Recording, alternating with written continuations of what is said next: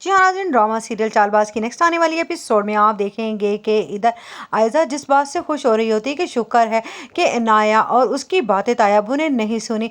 सोने पर सुहागा ये कि जब उसकी माँ फ़ोन करती है आयजा को और वो फ़ोन अटेंड कर लेते हैं ताया अबू, और जब वो ये सुन लेते हैं कि उसकी माँ खुद अपने मुँह से कह रही होती है कि तुमने इनाया को किस लिए ये ताना दिया कि वो तलाक याफ्ता है, तुम्हें शर्म नहीं आई, तुम बड़ी बहन होकर छोटी बहन को इस तरह के ताने दे रही हो। वो ये नहीं जानती हैं कि दूसरी तरफ उनकी बेटी आयजा नहीं बल्कि उनके जेठ जी होते हैं। इधर आप देखेंगे कि जब आती है आयजा कमरे में तो उस पर कहता है आयजा से उसका ताया कि तुम्हारा दिमाग तो नहीं खराब हो गया था कि तुमने अपने मफाद की खातिर सारे घर का शराजा ही बखेर दिया। जिस पर आयजा कहेगी क्या मतलब है तायाबू, क्या कह रहे हैं आप। जिस पर कहेगा वो मुझे मालूम हो गया है कि इनाया तलाक याफ्ता है। जिस पर वो कहेगी आपको गलत फहमी हो रही है, यकीनन ईशल ने आपके कान भरे हैं। जिस पर वो कहेगा फिर से तुमने ईशल का नाम लिया, तुम्हें शर्म नहीं आती। ये मैंने खुद मुसरत के मुंह से अल्फाज सुने हैं और अभी जिस फोन पर कॉल पर मैं बात कर रहा था वो किसी और की नहीं बल्कि मुसरत की कॉल थी। जिस पर आयजा के पांव तले से तो जमीन ही निकल जाएगी। वो उस वक्त तो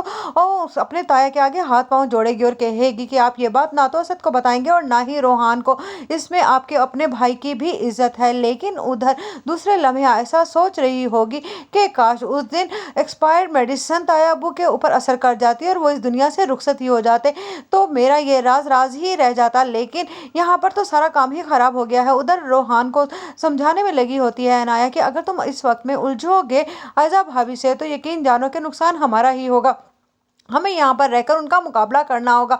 अगर हम भी आशिर भाई और ईशल भाभी की तरह ये घर छोड़कर चले जाएंगे तो उन्हें तो खुला मैदान मिल जाएगा ये रहने के लिए, इसलिए ऐसा कुछ भी नहीं होने वाला। उधर आप देखेंगे कि जब कहती है ईशल आशिर से कि डैड नहीं मान रहे कि मैं किसी फ्लैट में जाकर रहूं, तुम जानते हो ना उन्होंने मुझे बड़े नाजों से पाला है। जिस पर आशिर कहेगा यानी कि तुम साफ ये कहना चाहती हो कि तुम मेरा साथ देकर तंग आ गई हो इसलिए तुम अब पीछे हटना चाहती हो। जिस पर कहेगी ईशल ऐसी कोई बात नहीं है, तुम परेशान मत हो, मैं डैड को समझा लूंगी, लेकिन हमें जब तक वेट करना होगा हम उस फ्लैट में नहीं जा सकते। इधर आप देखेंगे कि असद देखेगा कि उसके बाप की तबीयत काफ़ी ज़्यादा ख़राब है। वो कहेगा अबू आप कोई बात करना चाहते हैं मुझसे तो कर दीजिए, आपके दिल में क्या है। अगर आप चाहते हैं कि मैं आशिर को हाथ जोड़कर